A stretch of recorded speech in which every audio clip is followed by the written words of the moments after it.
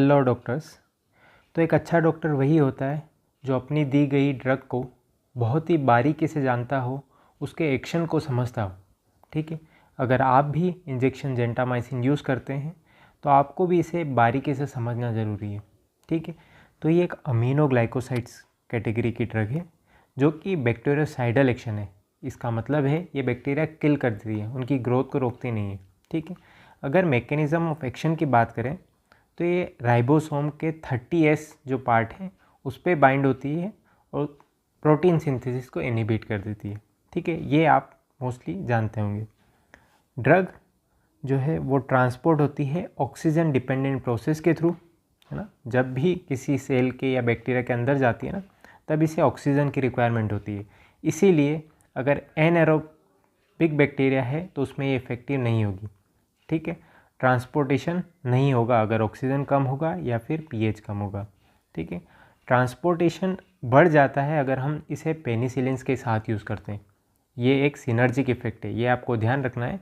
कभी भी जेंटामाइसिन अकेले दोगे तो उतनी एक्शन नहीं होगा। अगर पेनिसिलिन ग्रुप के साथ दिए, सेफिक्सिम या कोई सेफ्ट्राएक्सोन के साथ दिए ना, तो इसका एक्शन इफेक्ट बहुत ही अच्छी तरह से आएगा। ठीक है, वेंकोमाइसिन भी ये गट के थ्रू एब्जॉर्ब नहीं होती है। ओके, तो ओरल देने का कोई फ़ायदा नहीं है। और इसका एक्सक्रीशन किडनी के थ्रू होता है, तो लीवर फेलियर के केसेस में दे सकते हैं, लेकिन अगर किडनी अफेक्ट है किसी की तब आपको इसका डोज डिक्रीज़ करना पड़ेगा या फिर इसे अवॉइड करना पड़ेगा। ठीक है, action mostly gram negative bacterias पे है, वो भी एरोब्स में, जैसे कि इकोलाई की क्लास की जितनी ड्रग है उसमें भी, और थोड़ा बहुत एक्शन इसका है ग्राम पॉजिटिव एरोब्स पे। ठीक है, ये कॉन्सेंट्रेशन डिपेंडेंट किलिंग करती है। एक होता है टाइम डिपेंडेंट किलिंग, इसका मतलब है जितने लंबे समय तक दोगे उतना ज़्यादा एक्शन होगा। इसका है जितना ज़्यादा डोज में दोगे उतना ज़्यादा एक्शन होगा। ओके, कहाँ कहाँ हम यूज़ करते हैं? मोस्टली इसे सीवियर इन्फेक्शन या सेप्सिस के केस में यूज़ करते हैं। ठीक है, जब भी ग्राम नेगेटिव बैक्टीरिया पॉजिटिव का सेप्सिस होना, तब मोस्टली इसके कॉकटेल की तरह यूज़ करते हैं। निमोनिया और इंडोकार्डाइटिस में यूज़ करते हैं, पर निमोनिया में एक बात ध्यान रखना, क्योंकि निमोनिया में वैसे ही ऑक्सीजन इतनी सप्लाई नहीं होती है, इसीलिए इसका जो एक्शन है वो कम हो जाता है।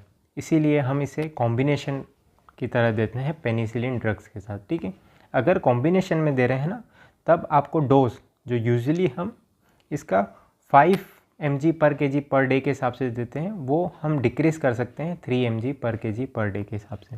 ठीक है, और यूरिनरी इन्फेक्शन में भी देते हैं जो कि रेजिस्टेंस केसेस है। ठीक है, डोज बता दिया 5 mg, या तो सिंगल डोज दे सकते हैं, ओके, या फिर हम इसे मल्टीपल डोज देते हैं, पर सिंगल डोज काफ़ी बेहतर होता है। ठीक है, एडवर्स इफेक्ट जो आपको याद रखने हैं, ये ऑटोटॉक्सिक ड्रग है जो कि इरिवर्सिबल डैमेज करती है। Vestibular damage, tinnitus, high frequency hearing loss करवा सकती है।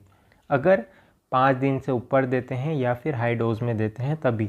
नॉर्मली केसेस में, नॉर्मल सिनेरियो में 1-2 दिन में ऑटोटॉक्सिसिटी नहीं शो होती है। ठीक है, नेफ्रोटॉक्सिक भी है, पर ये यूजुअली माइल्ड होता है और ये रिवर्सिबल है। ओके, मोस्टली होता है अगर एल्डरली है और 5 दिन से ज़्यादा दिया है, या रीनल इनसफिशेंसी है, या फिर कोई और नेफ्रोटॉक्सिक ड्रग के साथ आपने इसे कंबाइन करके दिया है। अगर हम इसे हायर डोज में दे रहे हैं तब वो न्यूरोमस्कुलर ब्लॉकर की तरह भी यूज़ में हो सकती है। ठीक है, अगर ये वीडियो पसंद आया हो तो प्लीज़ लाइक करिएगा, और बाकी सारी ड्रग्स के वीडियो भी आप देख सकते हैं। एक अच्छा डॉक्टर वही है जो अपनी हर एक ड्रग का एक्शन बारीकी से समझता है। ठीक है, थैंक यू दोस्तों।